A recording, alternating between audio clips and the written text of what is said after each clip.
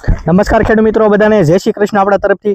તો ફરીથી આપણે ખેડૂતની વાડી આવ્યા હતા મતલબમાં તો એને ડ્રીપ કે પ્લસ જે ડુંગળીના પાકમાં પાયું હતું અને રિઝલ્ટ પણ બહુ સારું છે. તમે જોઈ શકો છો દડાની ક્વોલિટી.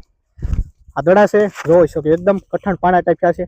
આ વાપરવાથી ખેડૂતને વજનમાં ફેરફાર એવું લાગે કદાચ વીઘાને 250 મણ થતું છે 270 મણ થાય 65 મણ થાય 15 થી 20 મણ વધારે ઉતરશે એવું ખેડૂતનું કેવું છે. તો આ દવા હજી તમે ડુંગળી કદાચ ચાલો અત્યારે છેલ્લો સમય કોઈને કદાચ પાછતરી ન હોય તો તમે હજી ઘઉં બનાવ્યા ઘઉંના પાકમાં જરૂરથી આ દવાનો ઉપયોગ કર્યો કે આ દવા ઘઉંમાં એટલા માટે હું કરું છું કે ઘઉં છે આપણે વસ્તુ એવી છે કે આખું વર્ષ ખાવાના હોય એટલે સારી વસ્તુ વાપરી તો એમાં સ્વાદમાં બધી રીતે ફેર પડે એટલા માટે. કેમ કે હું રોજ કહું છું તો હજી કોઈ ખેડૂત મિત્ર એવા ફોન નથી આવતા કે રાજુભાઈ મારે ઘઉંના પાકમાં વાપર્યું છે.